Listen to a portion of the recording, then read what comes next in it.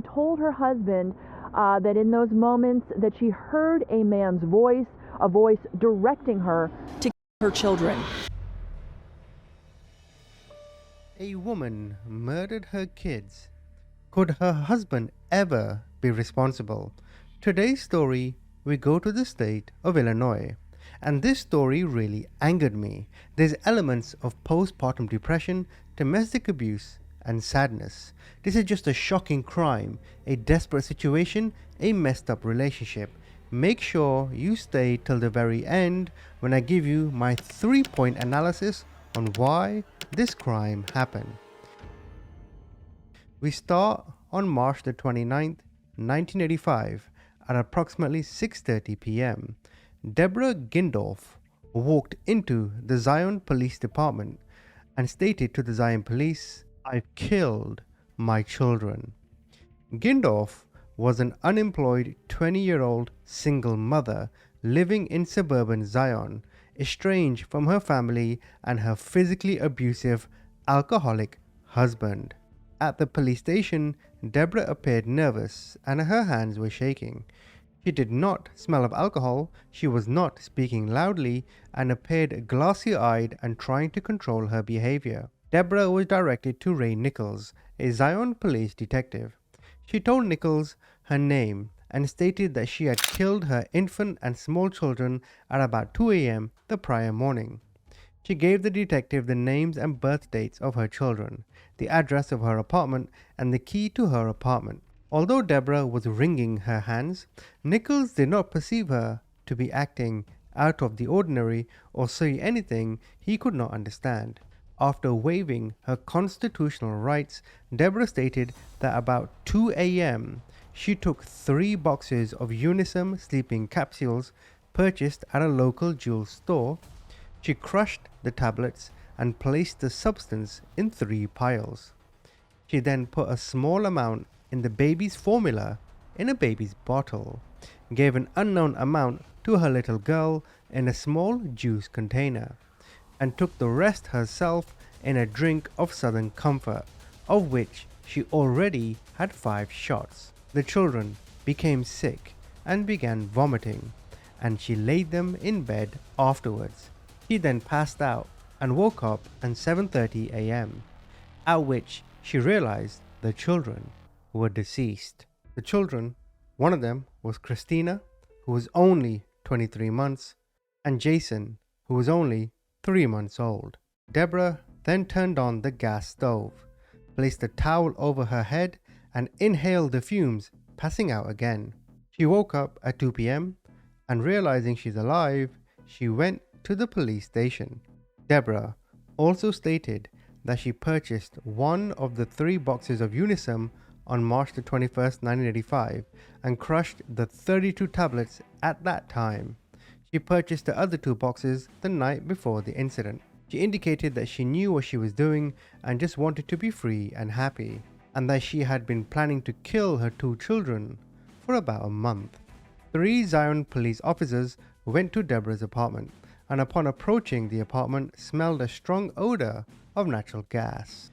They entered the apartment where they discovered the children in the bed, and they detected no vital signs. The cause of death of the 2 children was later determined as acute overdoses of the drug doxylamine succinate. I know I butchered that name, stop laughing. This was the active ingredient in Unisum sleeping pills. Neighbors of Deborah in the apartment building, who were frequent companions of Deborah and were mothers of small children, indicated that prior to March the 28th, they saw Deborah regularly and that they often ate with Deborah and her children, that they had reciprocal babysitting arrangements with Deborah, and that Deborah kept her apartment very clean and took good care of her children, keeping them well fed and properly clothed. Deborah, however, was observed to be frequently depressed, and after giving birth to Jason on January the 3rd, 1985, became increasingly more depressed. Many people call this postpartum depression. I'll come back to that later. Deborah no longer wanted to do anything with her neighbors and became withdrawn and isolated. Deborah's marriage was dissolved in June 1984, although she lived with her ex-husband until December of that same year. Her ex-husband admitted coming home drunk and getting into verbal and physical altercations with Deborah on occasion. He stated he had abused Deborah in the past and acknowledged that the ground upon which their marriage was dissolved was physical cruelty. Although her ex-husband stated he could not recall, neighbors testified that he violently attacked Deborah when she was 8 months pregnant, 2 weeks before Christmas, while her daughter watched and cried, in 1984. Now, concerning Deborah's behavior the day of the murders, one neighbor who saw Deborah hours before the incident unknowingly drove Deborah to the store to buy the sleeping pills. They stated that Deborah seemed normal and was not depressed, although they admitted he did not know Deborah very well. Other neighbors who also saw Deborah in the evening prior to the incident were apparently the last people to see her before she walked into the police station. They observed that she seemed more depressed than usual, not as talkative, and was unusually quiet and looked tired. They also noted as unusual Deborah telling her daughter to hug and kiss a neighbor goodbye because they were going home. This was something she did not normally do. A number of letters and notes written by Deborah were recovered from her apartment. These included letters to her ex-husband expressing feelings of sorrow for their failed marriage and her decision to do something which might upset him. Although this action was not revealed, a self-written will, a letter to her parents apologizing for her actions, and letters to her children expressing her affection for them was found. In addition, a letter to a friend was also found reflecting Deborah's mood, a detailed account of what occurred and reasons why she committed the act. So to break down her situation, she had no money, she was unemployed, she had no purpose, she had an abusive husband, and then when she gave birth, she became mentally unstable. I'm not excusing anything she did, but of course, that is all a recipe for disaster. So what do you do with this woman? She's admitted to murdering her children. What do you think her punishment should be? Well, then the trial began. Lenore Walker, a psychologist with an extensive background in the areas of domestic violence and battered woman syndrome, testified on behalf of Deborah. She interviewed Deborah on May 10, 1985, to obtain her personal history. She also reviewed the police reports, the witness statements, the various letters, will and notes written by Deborah, the hospital records, police records, records to prior assaults on Deborah, a social and family history, psychological test data, and the results of further tests. And based on all this information, she asserted 3 diagnoses for Deborah.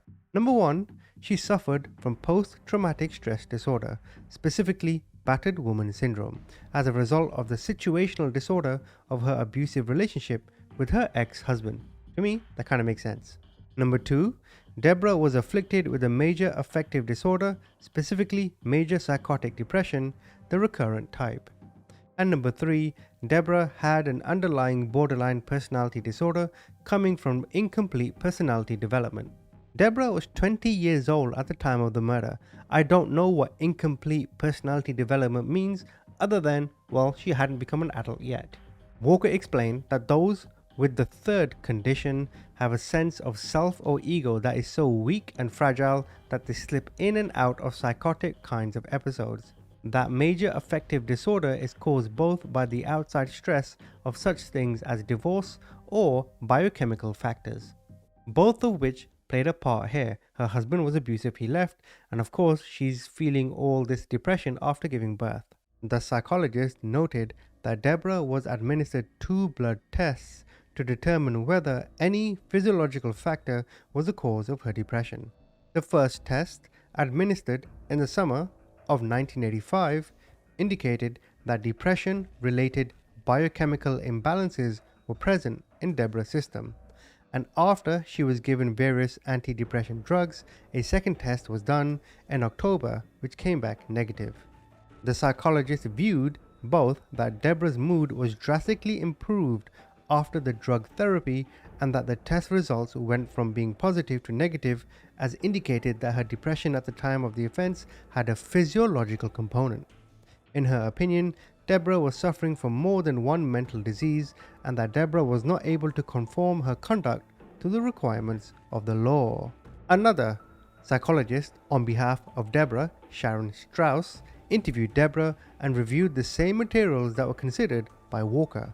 Strauss concluded that Deborah had a mental disease, which she labeled as major depression with psychotic features accompanied by underlying borderline personality disorder.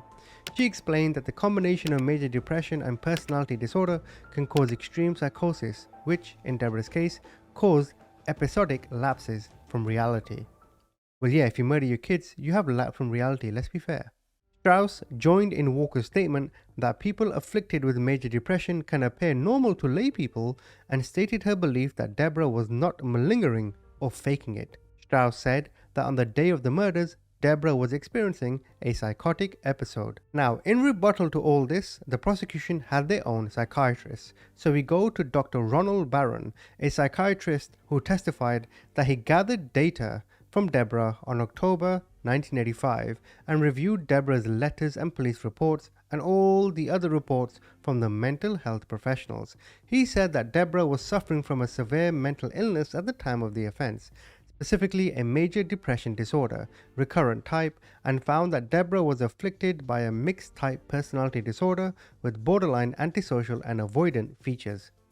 He attributed the onset of Deborah's mental condition to her stormy marriage and its dissolution and agreed with Walker that the abuse inflicted upon by her ex-husband had resulted in a post-traumatic stress disorder.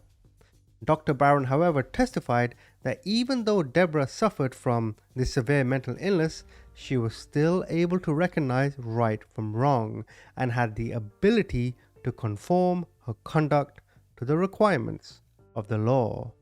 It was stipulated that during the interviews with a social worker in 1985, Deborah showed no signs of stress and was coherent and oriented, and that Deborah stated that she had become extremely isolated and bogged down with housework and the children, that she wanted to leave, but believed that if her children remain alive, they would lead lives like her own, and that she believed her children were in heaven and wanted to join them. Now, it was also stipulated that on January the 3rd, 1983, Deborah went to the emergency room of Victoria Memorial Hospital, complaining that she was assaulted by her husband 5 days earlier, and that she had contusions and abrasions on her head, arms, and right knee, and she was 30 weeks pregnant. And that Deborah, on September the 15th, 1983, was brought to another hospital emergency room following a miscarriage, and that her husband was loud, obnoxious, and had a strong odor of alcohol about him, and Deborah stated she was frightened of him. So the psychologist confirmed that she was in an abusive domestic relationship, but she did know right from wrong. So where do we go from here? Well, following the final arguments of all the parties involved, the trial court determined that Deborah failed to meet her burden on the insanity issue and found her guilty but mentally ill of murder. The court found that all the expert testimony was successfully attacked by both sides, and although it did not disregard the testimony, the court determined that the experts' opinions concerning Deborah's conduct were secondary to the law witness testimony concerning the events prior to and following the incident. It also took into account Deborah's personal history and stormy marriage and considered the letters and notes written by Deborah before and after the incident. The court found that Deborah was not insane at the time of the incident, but was suffering from a mental illness, in that she had a substantial disorder of thought, mood and behavior which affected her at the time of the incident, but did not impair her judgment to the extent that she was unable to appreciate the wrongfulness of her behavior or unable to conform her conduct to the requirements of the law. So in 1986, Deborah was sentenced to life. Do you think that was the correct decision? Because that same doctor, Ronald Barron, he wrote a letter to the governor at the time, George Ryan. In this letter, he said, "I am appealing to you to correct the situation. You have shown by your attitude about the death penalty and that you have a sense of fairness and compassion. This is a special situation which needs your humanitarian touch." Now, Ryan didn't think so. And before he left office, he did commute quite a lot of people from death row and all these places, but he declined to release Deborah. At the time, while being interviewed, Deborah referred to the murders as an accident. She went on to say, "I killed my kids. Even though it happened with my own hands, it wasn't me who killed them, it was the illness." Now, the reason why this came about is because many believed she should be released, or at least her term in jail should be reduced from the life sentence because there were so many mitigating circumstances. So then, in an unusual, untimely move, the chairman of the Illinois Prisoner Review Board waived a 1-year waiting requirement and invited Deborah to reapply immediately for executive clemency. Now, under normal circumstances, petitioners who are denied by the governor must wait 1 year from the day of denial. And then, in 2009, Governor Pat Quinn announced that he will be commuting Deborah's sentence to time served, meaning she was eligible for immediate release on parole because she served 24 years and qualified for day-to-day conduct and time. Experts conceded she was a depressed and abused wife but couldn't agree what was wrong with her. She and her supporters believed she had postpartum depression when she decided to kill her children. Kathleen Hamill of the State Defender's Office, who had represented Deborah since 1986, believed Quinn found the postpartum arguments in her petition for clemency moving. The action sets no legal precedent but advances recognition of a disorder that psychiatric wards had taken seriously just now. Back then they didn't care. Back then it was called baby blues, I think. Postpartum depression was not a term. So just to conclude, Gindorf reported depression after the birth of her first child, but she assumed it was because she was abused. She and her husband divorced, and after she became pregnant with Jason and after his birth, she started hearing voices and had crying spells. She saw death as a mode of transportation to heaven. They would all be in heaven, she was thinking. She swallowed lethal doses of alcohol and sleeping pills, but worried about her children when they woke up crying. So she spiked their formula and hoped they would never wake up. And before I get to my why this happened, this story falls under the banner of filicide. And filicide is divided into 5 categories based on the offender's intent. Now these 5 categories, I'm going to base them to you and I want you to tell me which one applies in Deborah's case. So number 1, one reason why filicide is done is due to altruistic reasons. The parent believes that they are relieving real or imagined suffering by taking the child's life, and that the child dying is in the child's best interest. Secondly, in acutely psychotic filicide, the parent kills the child in response to psychosis and not because of a rational motive. In other words, they are cuckoo. Number 3, unwanted child filicide occurs when a parent kills a child perceived to be a hindrance. In other words, I don't want you, bruv. Number 4, you have fatal maltreatment or accidental filicide. Involves the unintentional death of a child resulting from parental abuse or neglect. Finally, you have spousal revenge. This is when the parent takes the life of the child to spite the other parents. One other thing to consider is postpartum depression. It's the job of the baby's father to ensure the sanctity, the safety, and the serenity of the mother. Have you ever been there in the room when a child is being born? There's nothing in this world that can replicate it, that's for sure. The physical trauma a woman goes through, she needs at least maybe 1 or 2 months from the physical recovery, and this is when she needs her man the most. Furthermore, experts estimate that approximately 50 to 80% of new mothers experience some kind of postpartum depression after childbirth, which tells you the importance of the boyfriend, husband, father, whoever. It also tells you the importance of a safety network. Postpartum depression is characterized by irritability, mood swings, significant appetite changes, and emotional changes. At times, the mother could feel like she's inadequate. She's feeling anxiety toward the child. A lot of mothers that experience this call themselves bad mothers, and they have heightening thoughts of harming the child. They'll experience severe depression characterized by mood swings, eating disorders, insomnia, and paranoia. I'm telling you all this because this shit is important. And it's estimated that to recover from all of this, it could take 6 to 12 months. Again, emphasizing the importance of a support system.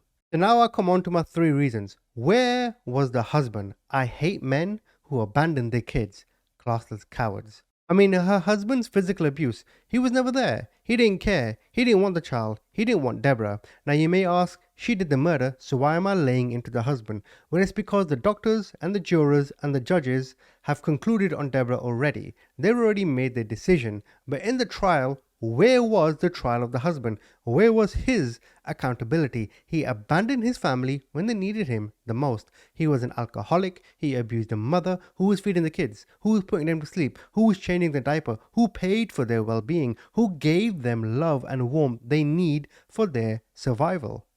Certainly wasn't him. And now the support system. You know, there's a saying, it takes a village to raise a child. In many cultures, the new mother will go and stay with her mother for about a month or two, maybe 3 months, so she can get help from her sister, aunties, cousins, relative, whoever, to raise the child while she's going through this physical recovery, if you like, while she is trying to overcome whatever mental issues she's experiencing postpartum it may be. So a support system is not just needed, it is necessary. It is vital. Where were hers? She was estranged from her family. Her husband didn't want her. Where was hers? And this is where I'm conflicted, because I've always believed you are accountable for yourself only. Yes, her husband should be torn a new arse, verbally that is, and he needs to be held accountable. But what about Deborah? If it was determined by many experts that she was of sound mind, she was just a little bit sad, which is basically what the prosecution's psychiatrist said, and that she knew from right or wrong, then well, she knew what she was doing. And even though we've all been through ups and downs, people have let us down. I've never killed. I'm assuming you haven't, let alone children. What the hell is wrong with you? Maybe the 20 to 30 years that she served, maybe that was the correct outcome. Maybe her not spending the rest of her life in jail was correct, and that 20, 30 years was best. But just a sad story. 23 months and 3 months. Not even 2 years. Wow. Thank you for watching.